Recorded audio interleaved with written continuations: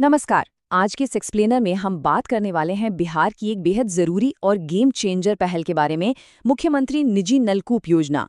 ये एक ऐसा कदम है जिसे सीधे तौर पर किसानों को ताकत देने और उनके खेतों तक पानी पहुंचाने के लिए डिजाइन किया गया है। तो चलिए बिना देर किए शुरू करते हैं।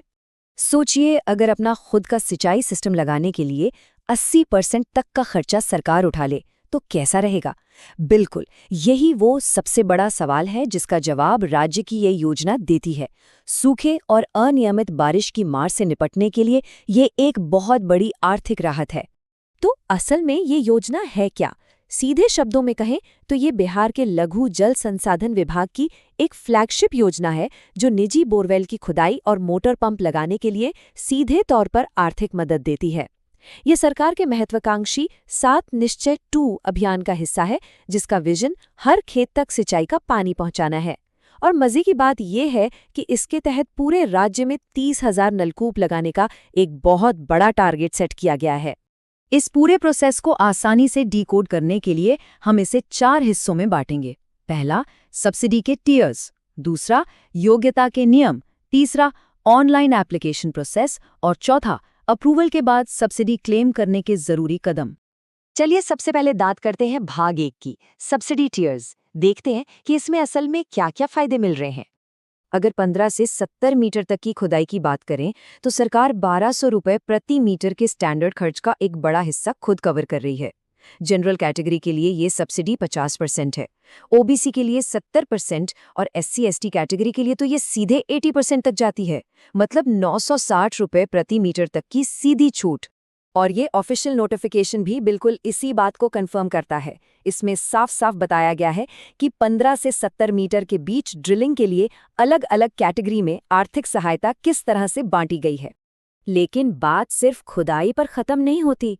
बोरवेल के बाद जो मोटर पंप लगेगा, चाहे वो 2, 3 या 5 हॉर्स पावर का हो, उस पर भी तगड़ी सब्सिडी है। जरा सोचिए, एक 5 HP के पंप पर SC/ST वर्ग को 24,000 रुपये तक की मदद मिल रही है। इससे नलकूप लगाने का कुल खर्च लगभग ना के बराबर रह जाता है। अब बढ़ते हैं दूसरे हिस्से की तरफ, नियम, योग्यता और अपवाद। आखिर ये बम्पर सब्सिडी मिलेगी किसे?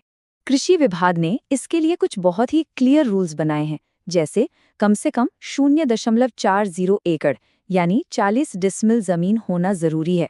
फोकस उन छोटे और सीमांत किसानों पर है जिनके पास सिंचाई का कोई और साधन मौजूद नहीं है।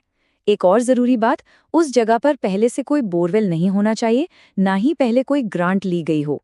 और हाँ, एक किसान को सिर्फ एक बोरवेल और एक पंप की ही लिमिट दी गई है।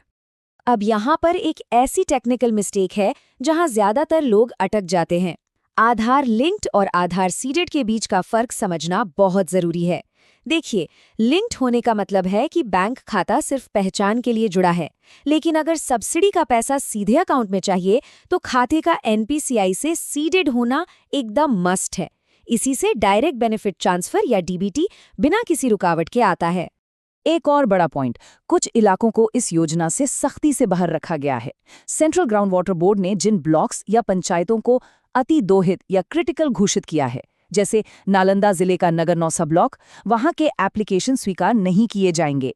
आखिर गिरते भूजल स्तर को बचाना भी तो बेहद जरूरी है। चलिए आगे बढ़ते हैं भाग 3 पर, एप्लीकेशन प्रोसेस। पेपरवर्क कैसे करना है? ऑनलाइन पोर्टल पर जाने से पहले ये डॉक्यूमेंट्स बिल्कुल रेडी रखने होंगे। आधार कार्ड, 1 जनवरी 2023 के बाद का बना हुआ LPC यानी लैंड पोजेशन सर्टिफिकेट, अगर लागू हो तो जाति प्रमाण पत्र, और सबसे जरूरी, खेत में उसी जगह पर खड़े होकर खींची गई एक जियो टैग तस्वीर। साथ ही एक साइन किया हुआ ऑफिशियल डिक्लेरेशन फॉर्म भी लगेगा। कागजात तैयार हो जाएं तो ऑनलाइन प्रोसेस को बिल्कुल स्टेप बाय स्टेप फॉलो करना होगा। सबसे पहले कृषि पोर्टल पर अपना DBT रजिस्ट्रेशन पक्का कर लें। फिर माइनर वाटर रिसोर्सेज के पोर्टल पर जाएं और DBT नंबर से लॉगिन करें। सारे डॉक्यूमेंट सिर्फ JPG या PNG फॉर्मेट में ही अपलोड करने होंगे। डिक्लेरेशन एक्सेप्ट करें और फॉर्म सबमिट कर दें। बस एक बात का ध्यान रहे, सबमिट करने के बाद कोई बदलाव संभव नहीं है, इसलिए एक इन डिटेल ध्यान से भरें। अब आते हैं आखिरी और सबसे अहम हिस्से पर, भाग 4, अप्रूवल के बाद क्लेम कैसे करें। 60 ये सिर्फ एक नंबर नहीं है, ये एक बहुत ही सख्त डेडलाइन है। ऑफिशियल वर्क ऑर्डर मिलने की तारीख से लेकर बोरवेल खोदने और फाइनल सब्सिडी क्लेम पोर्टल पर अपलोड करने के लिए ठीक 60 दिन का समय मिलता है। इस 60 दिन के एक्शन प्लान को ऐसे समझिए। डे 1 को वर्क ऑर्डर मिला। पहले से 7वें हफ्ते के बीच साइट की फोटो लेनी है, ड्रिलिंग करनी है और विभागीय जूनियर इंजीनियर के साथ मिलकर गहराई का फिजिकल वेरिफिकेशन पूरा करवाना है। फिर 8वें हफ्ते में पंप लगाकर पानी के बहाव की फोटो खींचकर और जीएसटी वाउचर अपलोड करके अपना क्लेम फाइल करना है। मतलब हर कदम पर पूरी ट्रांसपेरेंसी और सबूत चाहिए। और हाँ, ये ऑफिशियल गाइडलाइन भी देख लीजिए।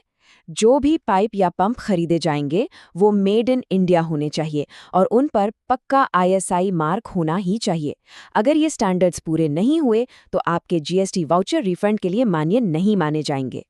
तो फाइनल क्लेम के लिए क्या क्या चाहिए? मोटर पंप और पीवीसी पाइप की डिटेल्स वाले असली जीएसटी बिल, पानी के बहाव वाली जियो टैग तस्वीरें और सबसे ज़रूरी इंजीनियर के साइन वाली joint physical verification report. In solid proofs के बिना डीबीटी ऑथोराइज नहीं किया जाएगा। चलिए अब देखते हैं कि ग्राउंड पर इस योजना का क्या इम्पैक्ट हो रहा है। यहाँ आकर रुकती है, जब लागत का 80% तक हिस्सा सरकार दे रही है तो क्या इस बम्पर मौके का पूरा फायदा उठाने की तैयारी हो चुकी है? अपना खुद का स्वतंत्र सिंचाई ढांचा खड़ा करने का ऐसा शानदार मौका बार बार नहीं मिलता। बस अब ये देखना है कि सही कागजातों के साथ इस वित्तीय सशक्तिकरण का कितनी तेजी से लाभ उठाया जाता है। इस एक्सप्लेनेटर में हमारे साथ जुड़ने के लिए आपका बहुत बहुत धन्यवाद।